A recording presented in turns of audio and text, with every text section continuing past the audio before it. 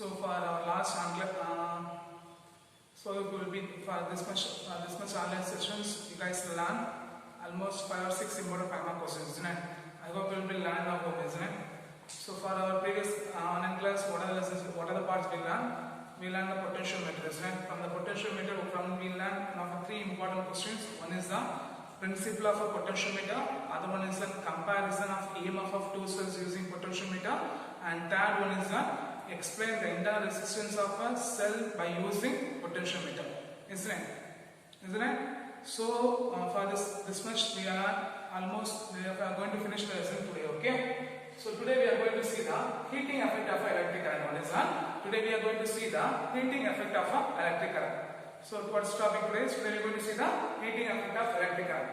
So we know that whenever the current will be passing through the resistors, what is that? We take a resistor. What is that? We are assuming a resistor.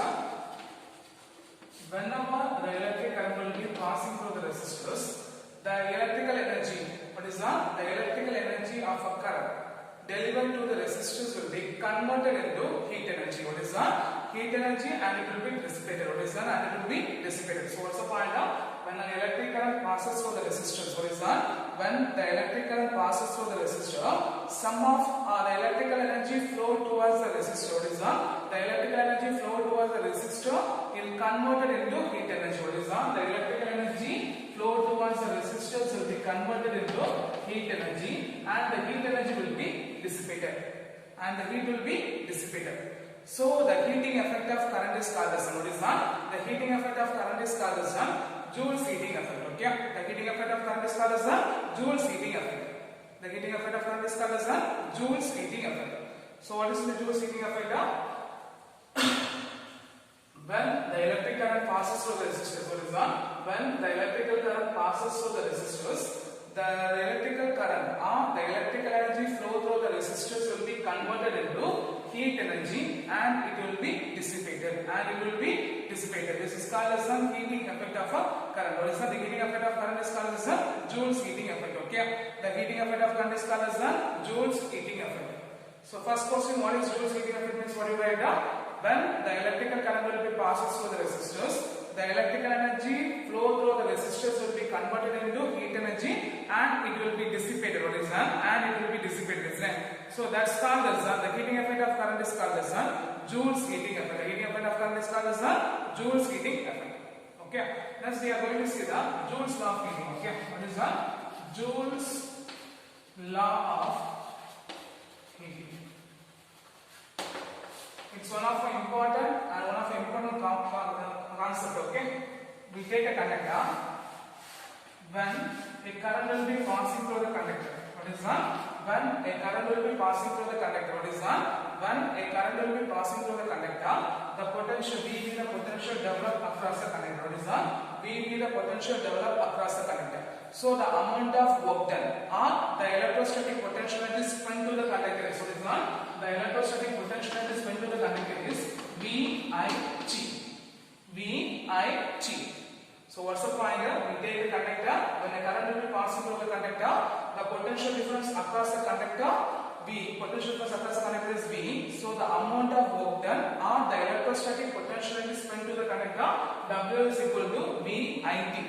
Here we are not using any external effect, isn't it? So when the current will be passing through the conductor, the heat energy will be producing. So the amount of heat, what is that? The amount of heat developed in the conductor is equal to VIT. By Ohm's law, we know the formula for V is equal to what is that? By Ohm's law, V is equal to what we get? V is equal to I into R. So if you substitute means what we get? I is equal to IR into IG. I into I square. So the amount of heat energy developed in the conductor I is equal to I square RG. So what's the point here? We say we take a conductor. When a current will be passing through the conductor, V the potential difference develop across the conductor. So the amount of work done or the electrostatic potential energy in a conductor W is equal to VIT. Here we are not using any external source. So the amount of heat energy developed in a conductor I is equal to VIT. By Ohm's law, V is equal to I into R. So substitute means what we get? I is equal to I square RT.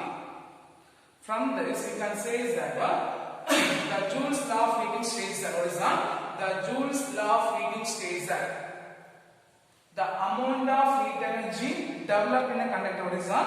The amount of heat energy developed in a conductor. What is that? The amount of heat energy developed in a conductor is directly proportional to square of a current, which is directly proportional to the resistance of a conductor, which is directly proportional to the time passage of a current, which is directly proportional to the time passage of a current.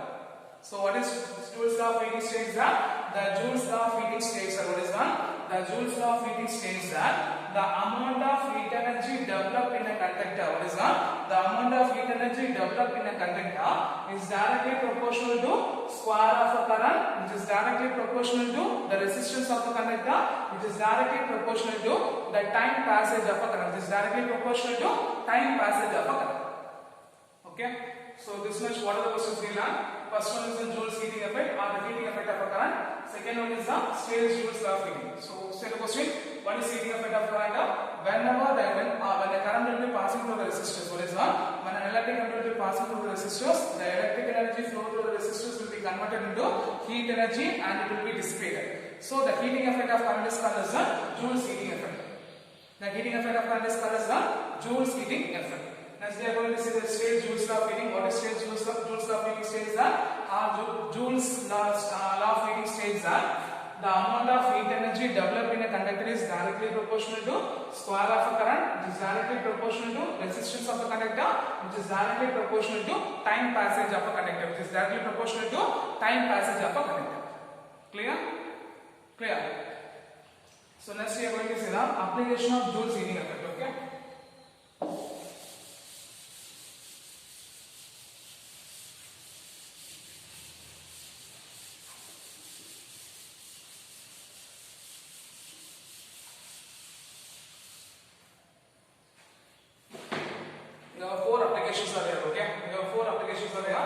Application of Joule's heating effect. What is that?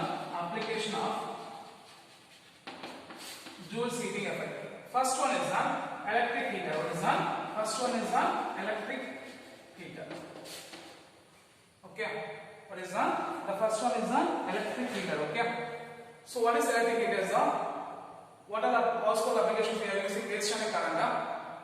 First one, iron box. Then water heater.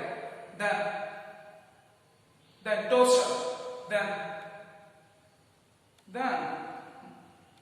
electric stove, then these are the applications. What is that? These are the appliances based on electric heaters. Okay. So what are the household appliances based on electric heaters? Electric iron, electric toasters, electric heater or water heater, and electric stove. These are the examples of appliances based on electric heaters. Okay. So what is electric heater? Or examples of electric heater: electric iron, electric toaster, or electric stove. Then electric heater are the examples of electric heaters. Okay, in which they are using a material called nichrome. They are made by a material nichrome. Nichrome is an alloy of what is that? Nichrome is an alloy of nickel plus chromium. What is that? Nichrome is an alloy of nickel plus chromium. Why they are using nichrome is because nichrome having a high specific resistance. What is that? The nichrome having a high specific resistance and also they are having a high specific resistance and also having a they can be heated very high temperature. What is that? They can be heated very high temperature without oxidation. They can be heated very high temperature. They can be heated very high temperature without oxidation. So what is the first application of one Joule's law of heating or Joule's heating effect? First one is an electric heater. For electric heater, what are the examples we are using? Electric iron, electric toaster, electric heater, electric stove. These are the examples of what is that? These are the examples of electric heaters. These are the examples of electric heaters. Here, for electric heater, what are the material we are using? Nichrome is a material. What is that? Nichrome is a material we are using. Why nichrome is using? Because nichrome is made up of a nickel and chromium, and why nichrome is used as a heating element means they have two properties. One is that they have a high specific resistance. Second one, they can be heated very high temperature. What is that? They can be heated very high temperature without any oxidation. From this part, they can ask two more questions. Okay. One is that list out the appliances. What is one? List out the household appliances of electric heaters. 1 2 mark question. What is one? List out the appliances of household appliances. One is the examples are electric heater, electric iron, electric toaster, electric oven are the examples. Second one, why nichrome is used as a heating element? Why nichrome is used as a heating element? Because nichrome is an alloy of nickel chromium having a high specific resistance, and they can be, what is that? They can be heated very high temperature. What is that? They can be heated very high temperature without any oxidation. Okay, this will be first example. And second one is electric fuse. I hope you guys know the fuse wires, right? Fuse wire, you home you are using fuse wires, right? So electric fuse, what is that? The fuse wire is the alloy, or fuse wire is a material which will be connected series to the household electrical circuits. Okay, what is that? The fuse wire is a small wire which will be connected series to the household housing electrical circuit. Okay, when the excessive current will be flow towards the fuse wire, what is that? When the excessive current will be flow towards the fuse wire, it will be melt. It will be melt. So fuse wire is a small wire. They are having a low melting point. They are having a low melting point and they are having a high specific resistance. They are having a low melting point. Let's say fuse wire is a small wire which will be connected series to the electrical circuit. It will be connected series to the electrical circuit. When the excessive current will be flow towards the circuit, what is that? When the excessive current will be flow towards the circuit, like the current between 5 ampere to 35 ampere. The current between 5 ampere to 35 ampere. When the excessive current will be flow towards the fuse wire, it will be melted. One of the disadvantages of a fuse wire is when the wire will be melted, it will be replaceable. Okay, it should be replaceable. Or the fuse wire should be replaceable. The fuse wire should be replaceable. Nowadays, for our household circuit, we are using breakers. Breaker circuits are using. So when the excessive current will be flow towards circuit, the breaker will be automatically making the circuit will be open. Then when the connections are repaired, what is that? When the connections are repaired, we can make it will be closed, isn't it? So what is fuse wire? Fuse wire is a small wire which is connected series to the electrical circuit. When the excessive current will be flow towards circuit, what is that? When the excessive current will be flow towards the circuit, the fuse wire will be melted because they are having a low melting point. Okay. Once the fuse wire will be melted means it should be replaceable. That is the only disadvantage of a fuse wire. But nowadays we are using breaker circuit. Okay, breaker circuit we are using. So whenever the excessive current will flow towards the electrical circuit, the breaker will be automatically making a circuit will be open. Okay, once the connections are repaired, we can make the switch to closed. Clear? And most important point. What is most important point is the fuse wire is made up of alloy of lead and tin. What is that? The fuse wire is made up of alloy of lead and tin. Okay, the fuse wire is an alloy of lead and tin. Clear? And third one is electrical furnace. Electrical furnace is one of the important manufacturing material. What is that? One of the important manufacturing structure which is used to manufacture of steel, gallium, high melting point materials. They can be manufactured by using electrical furnace. Okay, so electrical furnace is one of the furnace, you know, isn't it? Electrical furnace is one of the important thing, important structure, important construction which is used to manufacture of many important applications like steel, gallium materials, arsenic material. We have to manufacture by using electrical furnace. Okay, up to 1500 degrees Celsius. Up to 1500 degrees Celsius, we are using nichrome and molybdenum wire. Which is connected to the silicon tube. Up to 1500 degrees Celsius. Up to 1500 degrees Celsius of temperature we can be produced by using a silicon tube furnace. Okay, we can be produced by using a silicon tube furnace. If you want to produce above 3000 degrees Celsius, if you want to produce above 3000 degrees Celsius means we are using a carbon arc furnace. Okay, we are using a carbon arc furnace. So here we have at 3 point. First point, what is furnace? Furnace is one of the important manufacturing thing which is used to manufacture, which is used to producing many important applications like manufacturing of steels, gallium, and many other important things. Okay, because the material having a very high temperature. Then second point, if you want to produce the silicon tube, the nichrome and molybdenum wire will be covered with the silicon tube which is used to manufacturing up to 1500 degrees Celsius. Up to 1500 degrees Celsius. If you want to produce above 1500 degrees Celsius, around like 3000 degrees Celsius means we are using carbon arc furnace. Okay, clear? And the fourth one is what is the fourth one is electrical bulb, in which the tungsten filament. What is the tungsten filament will be bounded. The tungsten filament will be placed in a glass bulb. The tungsten filament will be placed in a glass bulb. Okay, which will, when electric current will be flowed towards tungsten filament, it current will be incandescent and it producing light. It will be incandescent and producing light. Here one of the important disadvantage, only 5% of electrical current. What is that? Only 5% of electrical current will be converted into light. The remaining 95% will be converted. It will be dissipated as a heat. Okay, it will be dissipated as a heat. So what is electrical bulb? It consists of a tungsten filament wounded by placed in a glass bulb. When the current will be passing towards the tungsten filament, it will be incandescent and producing light. Incandescent and produce the light. Okay, it is an incandescent bulb. So here only 5% of electrical current will be converted into light. Remaining 95% of current, electrical current will be dissipated into what is that? Heat. Okay, dissipated into heat. And most importantly, why we are using a tungsten filament means the tungsten filament having a high melting point around 3380 degrees Celsius. So this is 3380 degrees Celsius. These are the applications of heating effect of Joule's heating effect. These are the application of Joule's heating effect. So what are the four applications? Is that first one is the electrical heater. What are the examples? Electric iron, electric toasters, then electric iron, electrical toaster, then electric stove, then electric heater. The examples of electric heaters. Here we are using nickel-metal heating element. Why nickel-metal heating element? Because nickel is made up of nickel and chromium, and having a high specific resistance, and it can be heated at very high temperature without any oxidation. Then second point, fuse wire. Fuse wire is a small wire which is connected in series to the electrical circuit. When the excessive current will be flow towards circuit, it will be melted. Okay. So once it will be melted, it should be replaceable. And most importantly, when the current will be flow between the temperature of 5 ampere to more than 35 ampere means the fuse wire will be melted. Okay. And nowadays we are using electrical breaker circuits are using for replaceable fuse wire. Okay. And most importantly, the fuse wire is made up of what is the fuse wire is made up of an alloy of lead and tin.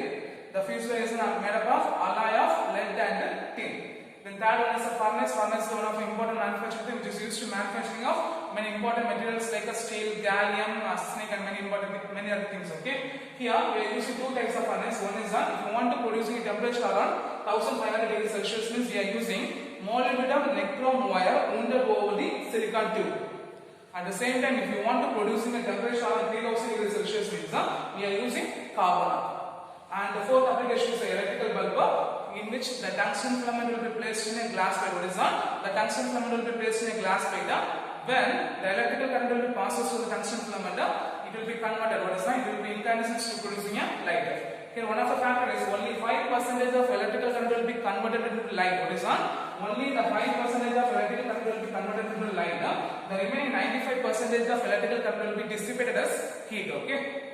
And the melting point of tungsten filament is, why the tungsten filament will be used as an electrical bulb is because the tungsten filament having a high melting point around 3380 degrees Celsius. 3380 degrees Celsius. Okay, clear?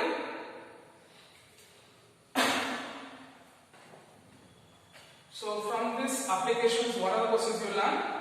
First question, what are the examples of an electric heaters? Second question, why nickel is used as a heating element? And fuse wire, what's the important pointer?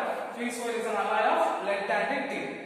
Okay, having 37% of lead, 63% of lead and 37% of tin. Okay, then third one, furnace. What is furnace? And what are the forms of furnace? Okay, if you want to produce a 1500 degrees Celsius means we are using a silicon tube furnace, and if you want to produce more than 3000 degrees Celsius means we are using carbon arc. And fourth one is an electrical bulb. What is electrical bulb? Here we are using tungsten filament. And having here one of the important point is the melting point of a tungsten filament, 3380 degrees Celsius. What is that? 3380 degrees Celsius. Okay, clear?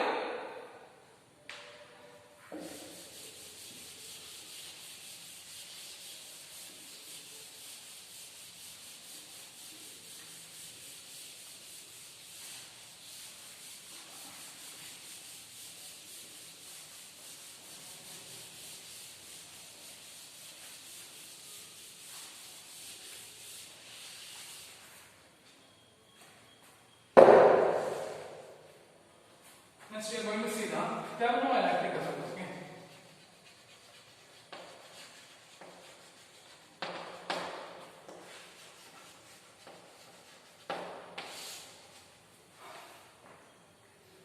The conversion of electrical voltage into what is that? The conversion of electrical voltage into temperature difference. What is that? The conversion of electrical voltage into temperature difference, or the temperature difference into electrical voltage is called as a thermoelectric effect.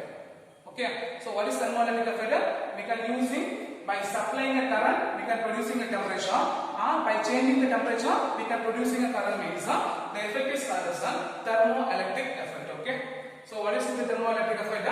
The conversion of electrical voltage into temperature difference, or the temperature difference into electrical voltage is called as a thermoelectric effect. Okay. So what is the thermoelectric effect, guys? Thermoelectric effect means what is that? Thermoelectric effect means the conversion of electrical voltage into temperature difference, or the temperature difference into electrical voltage. That's called as a thermoelectric effect. Okay. And one more thing you have to learn, thermocouple. Okay. What is the thermocouple means? When two dissimilar metal connected to form a junction. What is that? When two dissimilar metal connected to form a junction is called as a thermocouple. So what is thermocouple? When two dissimilar metal connected to form a junction is called as a thermocouple. Okay? Clear? So here, first thing, Seebeck effect.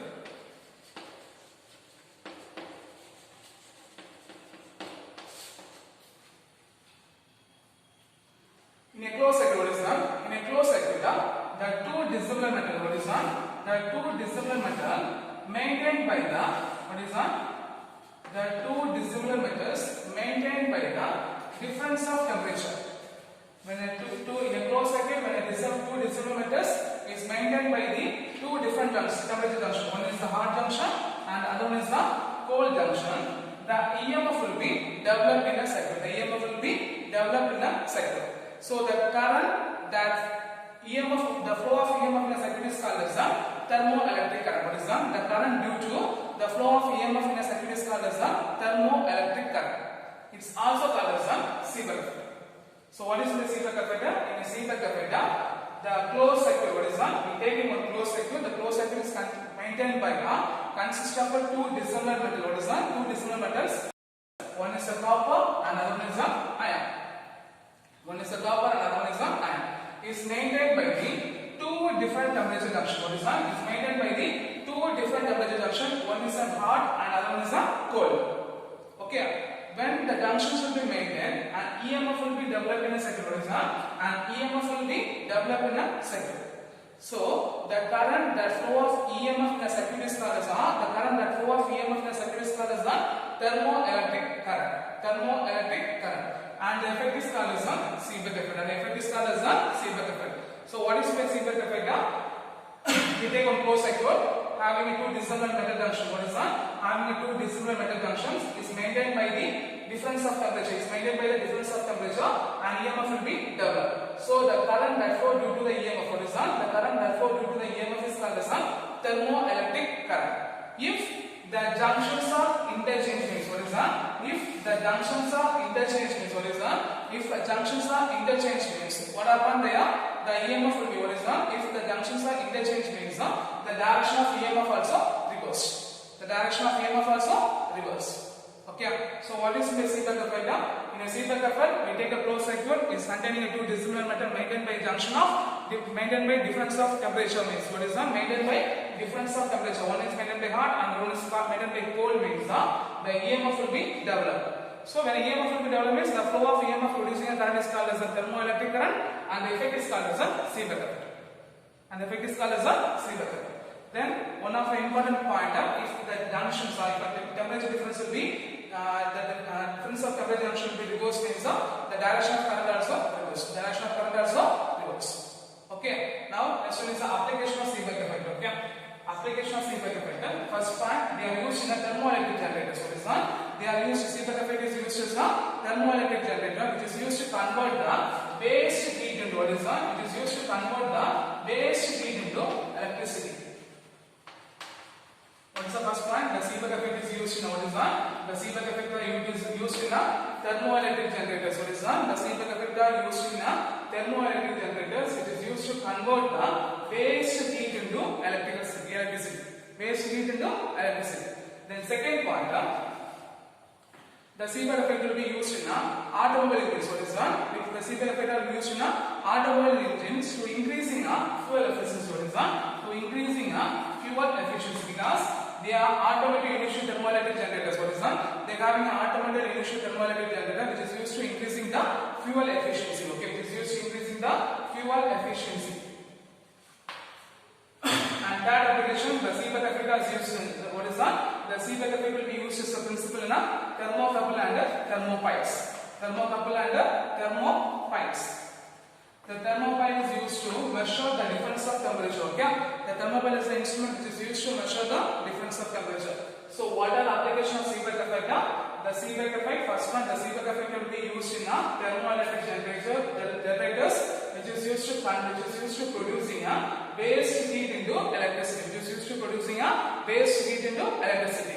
Second point, the Seebeck effect, it is used in automobile engines to increasing the fuel efficiency. Third one, the Seebeck effect will be used in the thermocouple and thermopile, which is used to measure the temperature difference. It is used to measure the temperature difference. Okay. Then next one is Peltier effect.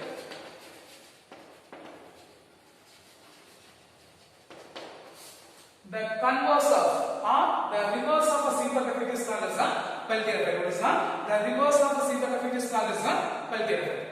What is that? The reverse of a Peltier effect is reverse of a Seebeck effect is called as Peltier effect. So we take a thermocouple. Thermocouple means two dissimilar metals. What is that? When a thermocouple is maintained by the battery. When a thermocouple, what is that? When a thermocouple, what is that? When an electric current passes through the thermocouple, heat will be absorbed at one junction and the heat will be evolved at other junction. And the effect is called as a Peltier effect. So what is Peltier effect? When an electrical current will be passes through the thermocouple. When an electrical current will be passes through the thermocouple, what happens here? The heat will be absorbed at one junction and the heat will be evolved at other junction. This process, the effect is called as a Peltier effect. So what is Peltier effect? The reverse of a Seebeck effect is called as a Peltier effect. When a battery or when an electrical current will be passes through the thermocouple, at one junction heat will be absorbed and other junction heat will be evolved, and the effect is called as a Peltier effect. And the effect is called as a Peltier effect. Here we are using a thermocouple, copper and iron. When the current flow from copper to iron, the heat will be absorbed. The heat will be absorbed. At the same time, when the current will be flowing from iron to copper, the heat will be evolved. The heat will be evolved. So what is that? When the current will flow from copper to iron, the heat will be absorbed at the junction. At the same time, when the current will flow from iron to copper, the heat will be evolved at the other junction. So understand? Seebeck effect and Peltier effect. Seebeck effect means in closed circuit the thermocouple will be maintained by the difference of the temperature junction. The EMF will be developed and the effect is called as a Seebeck effect. The reverse of a Seebeck effect is called as a Peltier effect. What is Peltier effect? When electric current will be passes through the thermocouple and the heat will be absorbed at junction and heat will be evolved at the junction, the effect is called as a Peltier effect. The effect is called as a Peltier effect. When the current will be flow from copper to iron, the heat will be absorbed. At the same time, when the current will be flow from iron to copper, the heat will be evolved at the junction. Clear? And the last point.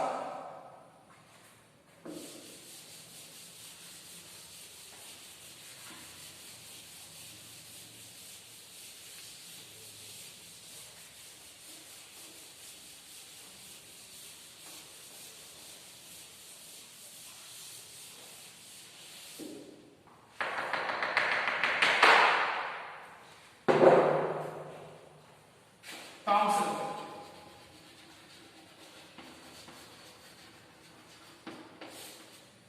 When a conductor, what is that?